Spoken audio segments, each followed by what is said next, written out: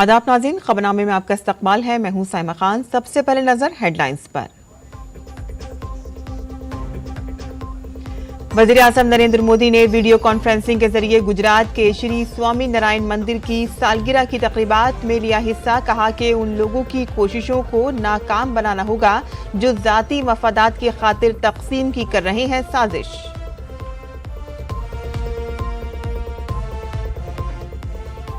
वज़ीर-ए-आज़म नरेंद्र मोदी ने झारखंड की 43 असेंबली सीटों और 10 रियासतों की 33 असेंबली सीटों पर इंतखाबी मुहिम के आखिरी दिन मेरा बूथ सबसे मजबूत प्रोग्राम में बीजेपी कारकुनों को दिया जीत का मंत्र।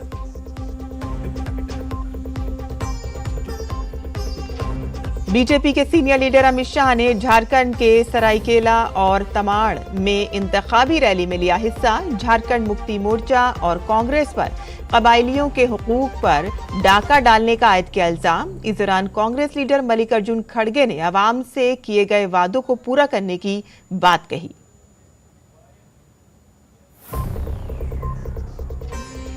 जस्टिस संजीव खन्ना मुल्क के 51 में चीफ जस्टिस बन गए। सदर जमहूरिया द्रौपदी मुर्मू ने दिलाया हलफ। अगले साल 13 मई को अंजाम देंगे सुप्रीम कोर्ट में खिदमत।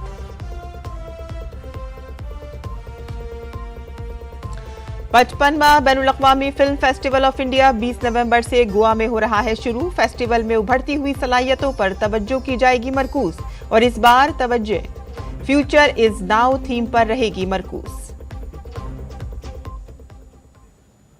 और अब खबरें तफसील से। वज़ीर-ए-आज़म नरेंद्र मोदी ने आज वीडियो कॉन्फ्रेंसिंग के जरिए गुजरात के वलताड़ में श्री स्वामी नारायण मंदिर की 200वीं सालगिरह की तकरीबात में शिरकत की। अपने खिताब में वज़ीर-ए-आज़म ने कहा कि भगवान स्वामी नारायण ने कहा था कि स्वामी नारायण की तहरीक ने आजादी के वक्त भारत को जिंदा किया।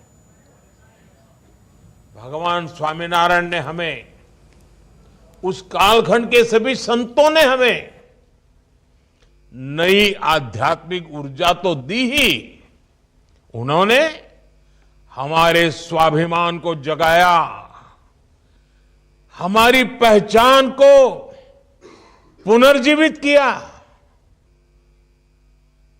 इस दिशा में शिक्षापत्री और वचनामृत का योगदान बहुत बड़ा है। उनकी शिक्षा को आत्मसात करना, उसे आगे बढ़ाना, ये हम सबका कर्तव्य है। मुझे खुशी है कि वड़ताल धाम आज इसी प्रेरणा से मानवता की सेवा और युग निर्माण का बहुत बड़ा अधिष्ठान बन चुका है। वज़ीर-ए-आज़म नरेंद्र मोदी ने जाती मफादात के लिए मुल्क को तकसीम करने की साजिश का भी जिक्र किया। विकसित भारत के लिए हमारी एकता, देश की अखंडता, वो भी बहुत जरूरी है। आज दुर्भाग्य से निहित स्वार्थ के लिए, छोटी समझ के कारण भारत के उज्जवल भविष्य के महत्वाकांक्षी उद्देश्यों को भूल करके कुछ लोग समाज को जाति में, धर्म में, भाषा में, ऊंच और नीच में, स्त्री और पुरुष में, गांव और शहर में न जाने किस प्रकार से टुकड़े टुकड़े टुकड़े में बांटने की साजिश चल रही है। श्री स्वामी नारायण मंदिर की 200वीं सालगिरह की तकरीबात के मौके पर वज़ीर-ए-आज़म ने 200 रुपए का चांदी का सिक्का और डाक टिकट भी जारी किया। भारत सरकार ने इस मौके पर 200 रुपये का चांदी का एक सिक्का और स्मारक डाक टिकट भी जारी किया है। ये प्रतीक चिन्ह आने वाली पीढ़ियों के मन में इस महान अवसर की स्मृतियों को जीवंत करते रहेंगे। और इसके अलावा वजीर आजम नरेंद्र मोदी ने स्वामी नारायण खानदान से वाबस्ता संतों और महात्माओं पर जोर दिया कि वो दुनिया भर में प्रयागराज में मुनक्किद होने वाले आइंदा महाकुंभ 2025 को फरोग दें। ये कुंभ का मेला क्या होता है, क्यों होता है, इसके पीछे क्या सामाजिक सोच रही हुई है, वहां लोगों को शिक्षित करें। और जो भारतीय मूल के नहीं है, विदेशी लोग हैं, उनको समझाएं ये क्या है, और कोशिश करें कि विदेश में आपकी एक एक शाखा कम से कम 100 विदेशी लोगों को बड़ी श्रद्धापूर्वक ये प्रयागराज का कुंभ मेला के दर्शन करने के लिए ले आइए। पूरे विश्व में एक चेतना प्रगटाने का काम होगा और ये आप आसानी से कर सकते हैं। झारखंड से बीजेपी के कारकुनों से बातचीत के दौरान वजीर आजम नरेंद्र मोदी ने कांग्रेस पर सख्त हमला किया। कांग्रेस पर समाज को तोड़ने का इल्जाम लगाते हुए उन्होंने उनके पुराने इंतखाबी इश्तिहार का हवाला दिया। वजीर आजम ने कहा कि इस इश्तिहार में कांग्रेस ने SC, ST और OBC को कमतर पेश किया है। इस इश्तिहार के जरिए कांग्रेस ने वाज़ेह तौर पर अपने इरादों का इजहार किया है। वजीर आजम ने कहा कि SC, ST और OBC पिछले कई बरस से कांग्रेस के एजेंडे का शिकार है। उन्होंने कहा कि अगर कांग्रेस अपनी साजिश में कामयाब हो जाती है तो वो आपसे रिजर्वेशन छीन लेगी। और इस मौके पर वजीर आजम नरेंद्र मोदी ने SC, ST और OBC बिरादरियों को भी मुत्तहद रहने का मशवरा दिया।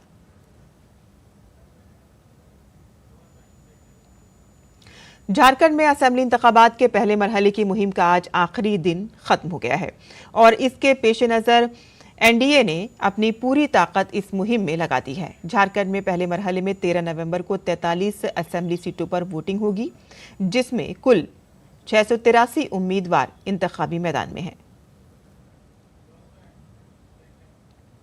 और बीजेपी के सीनियर लीडर अमित शाह ने झारखंड के सरायकेला में एक इंतखाबी रैली से खिताब करते हुए कहा कि JMM और कांग्रेस के दौर में कबायलियों के हुकूक को दरअंदाजों ने लूट लिया है। उन्होंने कहा कि अगर झारखंड में बीजेपी की हुकूमत बनती है तो हम ऐसा कानून लाएंगे कि अगर कोई दरअंदाज कबायली लड़की से शादी करता है तो लड़की की जमीन दरअंदाज के नाम नहीं होगी और बीजेपी हुकूमत उस जमीन जिस पर कब्जा कर लिया गया है उसको वापस लेने के लिए भी काम करेगी।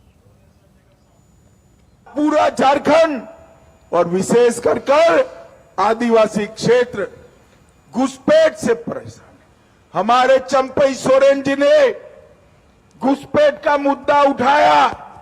हेमंत बाबू ने कहा आप CM पद छोड़ दो, भाजपा की सरकार बना दो।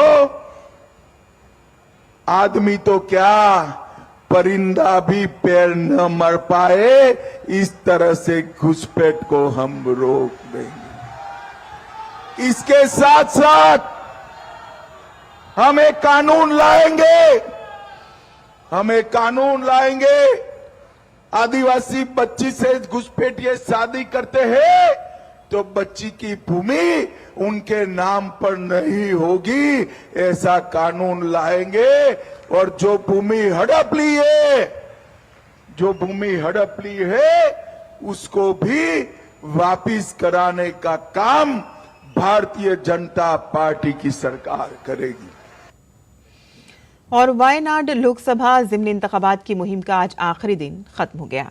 कांग्रेस लीडर राहुल गांधी ने वायनाड में प्रियंका गांधी के साथ रोड शो किया। कांग्रेस ने party general secretary Priyanka Gandhi को वायनाड में होने वाले ज़िमनी इंतखाबात के लिए मैदान में उतारा है। वायनाड में सैरुखी मुकाबला है। प्रियंका गांधी के अलावा बीजेपी के नव्या हरिदास और बाय इत्तेहाद के सत्यन मोर्की इंतखाबी मैदान में हैं। You have won a huge place in my heart. It has gone beyond politics. So anytime I can help anybody in Wayanad, the people of Wayanad, your issues, your tourism, your tea, your coffee, if I can show the beauty of Wayanad to the people of the rest of the country, to the people of the rest of the world, I will happily do it. Jharkhand assembly इंतखाबात को लेकर सियासी सरगर्मियां थम गई हैं। कांग्रेस सदर मल्लिकार्जुन खड़गे ने झारखंड के छतरपुर में इंतखाबी रैली निकाली। इंतखाबी रैली के दौरान उन्होंने कहा कि झारखंड में मंचूर में किए गए वादों को कांग्रेसियों पूरा करेगी। हमने जो कर्नाटक में किया 5 गारंटी, उसको निभाया। तेलंगाना में किया, निभाया। हिमाचल में किया, निभाया। और आज झारखंड में बोल रहे हैं हम, ये जो 3,000 रुपए देने की बात की, एमएसपी की बात की, ये भी हम निभाएंगे, देखे रहेंगे। महाराष्ट्र में असेंबली इंतखाबात के लिए सरगर्मियां तेज हो गई हैं। महाराष्ट्र के नायब वजीर आला और बीजेपी लीडर देवेंद्र फडणवीस ने नागपुर की जनूब मगरबी असेंबली सीट पर रोड शो किया। नायब वजीर आला 5 बार नागपुर से असेंबली इलेक्शन लड़ चुके हैं, जिसमें 2 बार नागपुर वेस्ट सीट और 3 बार नागपुर साउथ वेस्ट सीट शामिल है। रियासत की तमाम 288 सीटों के लिए 20 नवंबर को एक ही मरहले में वोटिंग होगी और 23 नवंबर को नतीजे का ऐलान किया जाएगा, जिसके लिए हर सियासी जमात ने कमर कस ली है।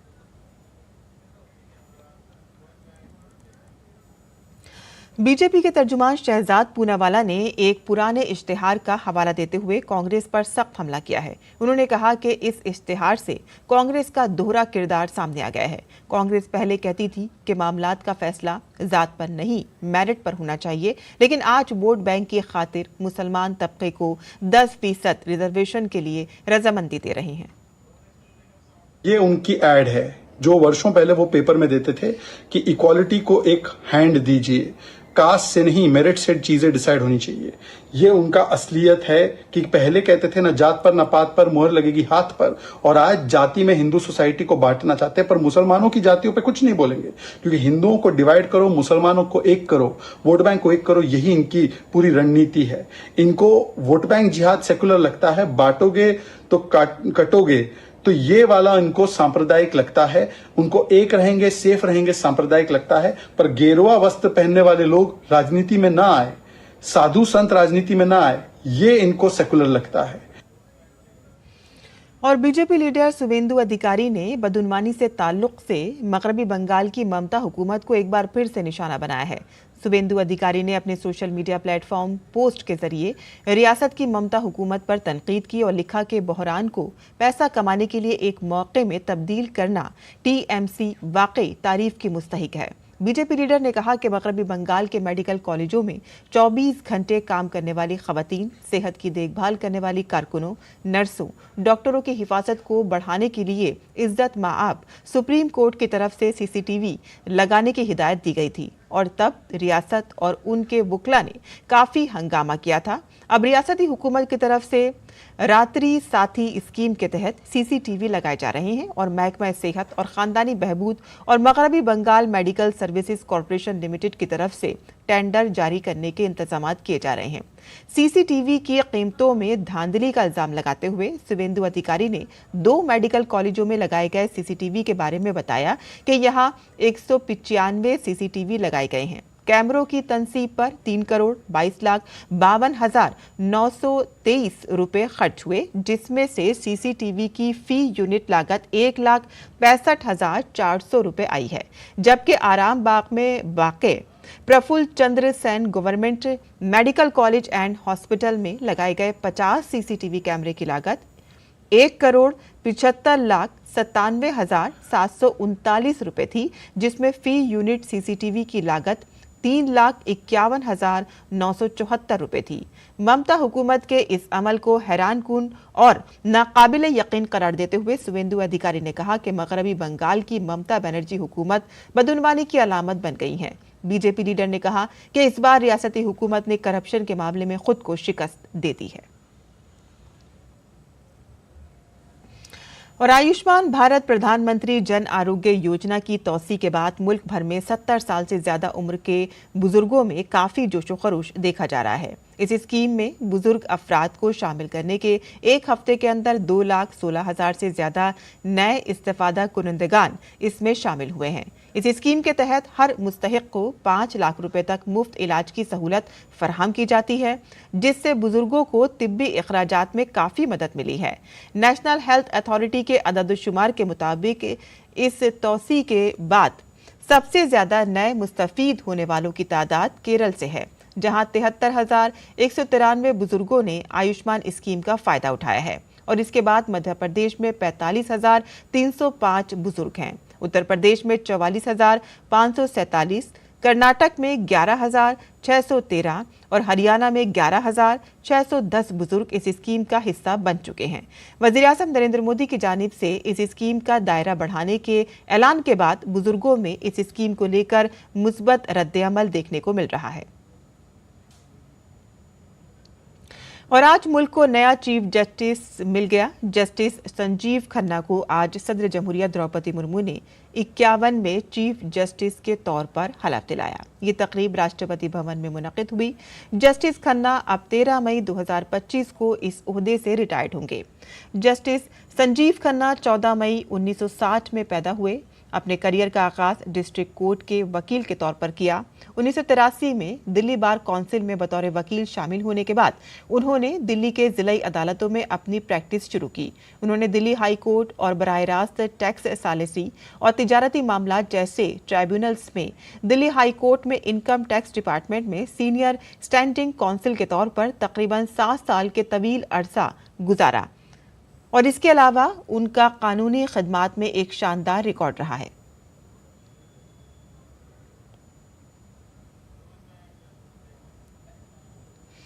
और संजीव खन्ना को सुप्रीम कोर्ट के नए चीफ जस्टिस के तौर पर आइन का हलफ लेने के बाद बीजेपी लीडर हितेश जैन ने सोशल मीडिया प्लेटफॉर्म पर अपने ख्यालात का इजहार किया। उन्होंने लिखा कि वो लम्हा कि जब संजीव खन्ना ने भारत के 51 में चीफ जस्टिस के तौर पर हलफ लिया, वो एक काबिल फ़ख्र लम्हा था। और इसके अलावा जैन ने कांग्रेस पर तनकीद करते हुए कहा कि किस तरह से जस्टिस HR खन्ना को इमरजेंसी के दौरान उनके मौक़िफ़ की वजह से चीफ जस्टिस के ओहदे से इनकार किया गया था।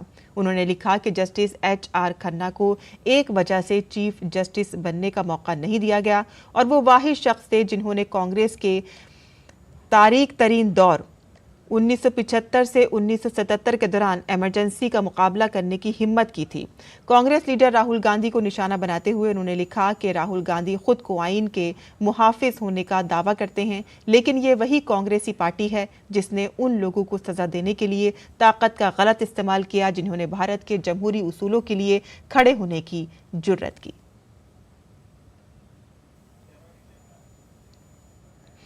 बीजेपी अक़लती मोर्चे के सदर जमाल सिद्दीकी ने all India Muslim personal law board के नाम पर बोर्ड का लफ्ज़ इस्तेमाल करने पर एतराज़ जाहिर किया है।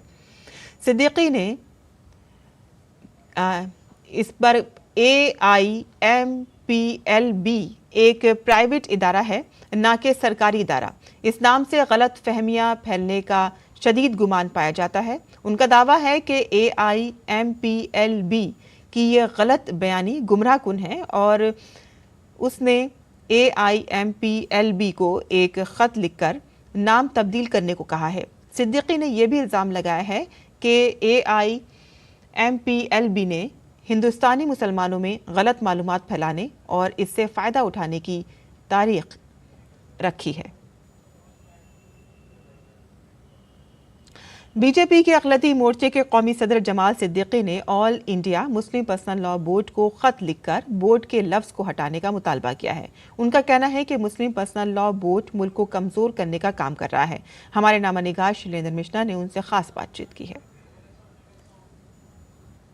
बीजेपी के अल्पसंख्यक मोर्चा के राष्ट्रीय अध्यक्ष जमाल सिद्दीकी हमारे साथ हैं। आपने एक पत्र लिखा है कि जो मुस्लिम पर्सनल लॉ बोर्ड है वो बोर्ड सब हटाए, क्या आपत्ति है आपको? नहीं, मैं एक आम मुसलमान हैसियत से उनसे मैंने निवेदन किया है कि आपके बोर्ड सबसे मुसलमानों में, देश के नागरिकों में भ्रम की स्थिति पैदा होती है। आपके किसी भी निर्णय को, आपके किसी भी आदेश को लोग सरकार का आदेश समझते हैं। लोगों को लगता है, अभी पहले ये समझता था कि ये सरकार के नुमाइंदे हैं। लोगों को लगता है कि सरकार ने एक नुमाइंदगी दी है कि मुसलमानों का नेतृत्व ये करे, लेकिन ऐसा कुछ नहीं है। 51 लोग मिलकर ये संस्था चलाते हैं और ये हमेशा सरकार के खिलाफ मुसलमानों को खड़ा करने का काम करते हैं, चाहे शाबानों का मामला हो, चाहे मैरिज एक्ट का मामला हो, चाहे ट्रिपल तलाक का मामला हो, चाहे अभी वक्फ अमेंडमेंट बिल का मामला हो। ऐसे में ये हमेशा जब भी कोई कानून बनता है देश में, ये मुसलमानों को उसके खिलाफ खड़ा करने का काम करते हैं। जबकि हमारे इस्लाम में कहा गया है कि जिस भी देश में मुसलमान रहे उस देश के कानून को मानना उसका फर्ज है, उस पर बिल्कुल लाजिम है। अगर ये सलाह नहीं मानते हो तो आप आगे का कदम क्या होगा? नहीं, ये सलाह नहीं मानते हैं तो मैं फिर नेता भी हूँ। मैं भारतीय जनता पार्टी और सखे मोर्चे का राष्ट्रीय अध्यक्ष हूँ। देश भर के जो मुसलमान हैं उनका नेतृत्व कर रहा हूँ। हम तो अधिकारित रूप से कर रहे हैं। तो ये अगर अपनी बात में अड़े रहेंगे, ये अगर देश को गुमराह करना काम नहीं रोकेंगे, तो मैं माननीय अमित शाह जी से मिलूंगा जो हमारे गृह मंत्री हैं, और मैं इनसे मांग करूंगा कि जिस प्रकार से पीएफआई में बैन किया गया, इनको भी बैन किया जाए, क्योंकि ये भी व्हाइट कॉलर पीएफआई है। ये देश को कमजोर कर रहे, देश में अस्थिरता लाने का काम कर रहे हैं। बहुत बहुत धन्यवाद। जमाल सिद्दीकी, बीजेपी अल्पसंख्यक मोर्चा के राष्ट्रीय अध्यक्ष, उनका कहना है कि बोर्ड सब हटाए, जो मुस्लिम पर्सनल लॉ बोर्ड है, all India Muslim personal law board, वो बोर्ड हटाए, चूंकि उससे एक भ्रम पैदा होता है और अगर वो ऐसा नहीं करते हैं तो वो इस पर बैन की भी मांग करेंगे। Shailendra Mishra, DD news, Delhi. और 55वां international film festival of India 20 नवंबर से गोवा में शुरू होने जा रहा है। इस फेस्टिवल में नौजवानों के लिए सीखने के बहुत से मौके दस्तयाब होंगे। Central board of film certification CBFC के चेयरमैन प्रसून जोशी से प्रोग्राम की तैयारियों पर बात की है। आइए देखते हैं। भारत के अंतर्राष्ट्रीय फिल्म महोत्सव का आगाज होने जा रहा है 20 नवंबर से, और इस बार का इफ्फी और भी शानदार होने जा रहा है और भी यादगार। हमारे साथ है प्रसून जोशी, जो इसका हिस्सा रहे काफी समय से। इस बार कई नई चीजें हम देख रहे हैं इफ्फी 2024 में। किस तरह से आपको लग रहा है कि वो एक ऑडियंसेस के साथ और ज्यादा बेहतर कनेक्ट बना पाएगी? देखिए, जब मैंने फिल्में लिखना शुरू की और गीत लिखने शुरू किए, मुझे इतना गोवा फिल्म फेस्टिवल के बारे में नहीं पता था। कि जो मुझे लगा था उस समय, आज ऐसा ना हो कि आज के युवा को ये ना पता हो कि एक फिल्म फेस्टिवल है जिससे वो जाकर सीख सकता है, वहाँ मास्टर क्लासेस अटेंड कर सकता है, फिल्म बाजार से जाकर के देख सकता है उसको फिल्म की मार्केटिंग कैसे करनी है। ये दूरी कम करने की आवश्यकता है। तो हम प्रयास यही कर रहे हैं, और मैं जितना भी अपनी तरह से कर सकता हूँ कि युवाओं पर फोकस रहे। और मुझे खुशी है कि हम 75 क्रिएटिव माइंड्स जो हमने इंट्रोड्यूस किया था नए फिल्म मेकर्स के लिए, वो अब 100 क्रिएटिव माइंड्स हो गया कल की कल्पना करते हुए। तो क्योंकि भविष्य पर केंद्रित है और युवाओं पर केंद्रित है ये फिल्म फेस्टिवल। और हमारे जो आदरणीय अश्विनी वैष्णव जी जो मिनिस्टर हैं इंफॉर्मेशन ब्रॉडकास्टिंग, उन्होंने अनाउंस भी किया था अभी ये IICT कि आने वाले दिनों में क्रिएटिव इंस्टीट्यूट IIT की तरह जहाँ पे क्रिएटिव टेक्नोलॉजी को सिखाया जाए, कंटेंट क्रिएशन के ऊपर का ज्ञान मिले, वो तक अनाउंस कर चुके हैं। तो उनका कमिटमेंट मुझे बहुत अच्छा लगा इसको लेकर, और मुझे लगता है कि इस वर्ष के फिल्म फेस्टिवल में आप वो चीज को परिलक्षित होते देखेंगे। इस बार का भारत का अंतर्राष्ट्रीय फिल्म महोत्सव वाकई बेहद शानदार होने जा रहा है। 75 क्रिएटिव माइंड्स ऑफ टुमारो, जिसकी शुरुआत बहुत ही शानदार हुई थी, अब उसका दायरा बढ़ाते हुए 100 भारत के युवाओं को इसमें हिस्सा दिया जा रहा है। इसमें एक मौका दिया जाएगा अपनी प्रतिभा को दुनिया के सामने रखने का। कैमरा पर्सन गौरव गिरी के साथ जया सिन्हा, DD न्यूज, दिल्ली। और नौ मुंतखब अमेरिकी सदर डोनाल्ड ट्रंप ने रूसी सदर व्लादिमीर पुतिन से बात की है। जराये के मुताबिक ट्रंप ने पुतिन को मशवरा दिया है कि वो यूक्रेन की जंग ना बढ़ाएं। जराये के मुताबिक डोनाल्ड ट्रंप ने डेमोक्रेटिक हरीफ कमला हैरिस पर तारीखी फतह के चंद दिन बाद पुतिन को फोन किया और कहा कि यूक्रेन में जंग को मजीद ना बढ़ाया जाए।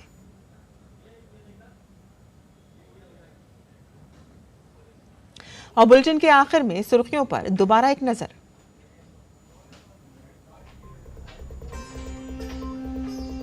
वज़ीर-ए-आज़म नरेंद्र मोदी ने वीडियो कॉन्फ्रेंसिंग के जरिए गुजरात के श्री स्वामी नारायण मंदिर की सालगिरह की तकरीबात में लिया हिस्सा। उन लोगों की कोशिशों को नाकाम बनाया होगा जो जाती मफादात की खातिर तकसीम की कर रहे हैं साजिश। वज़ीर-ए-आज़म नरेंद्र मोदी ने झारखंड की 43 असेंबली सीटों और 10 रियासतों की 33 असेंबली सीटों पर इंतखाबी मुहिम के आखिरी दिन मेरा बूथ सबसे मजबूत प्रोग्राम में बीजेपी कारकुनों को दिया जीत का मंत्र। बीजेपी के सीनियर लीडर अमित शाह ने झारखंड के सरायकेला और तमाड़ में इंतखाबी रैली में लिया हिस्सा। झारखंड मुक्ति मोर्चा और कांग्रेस पर कबायलियों के हुकूक पर डाका डालने का आयद किया इल्जाम, जबकि कांग्रेस लीडर मल्लिकार्जुन खड़गे ने आवाम से किए गए वादों को पूरा करने की बात कही।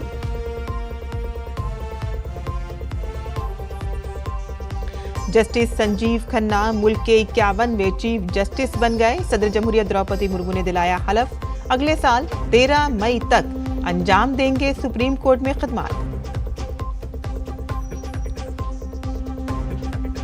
55वां बैनुल-अक़वामी फिल्म फेस्टिवल ऑफ इंडिया 20 नवंबर से गोवा में हो रहा है शुरू। फेस्टिवल में उभरती हुई सलाहियतों पर तवज्जो की जाएगी मरकूज। इस बार तवज्जो फ्यूचर इज नाउ थीम पर रहेगी मरकूज। और इसी के साथ ही हमारा खबरनामा यहीं खत्म होता है। हमारी पूरी टीम को दे इजाजत। आदाब।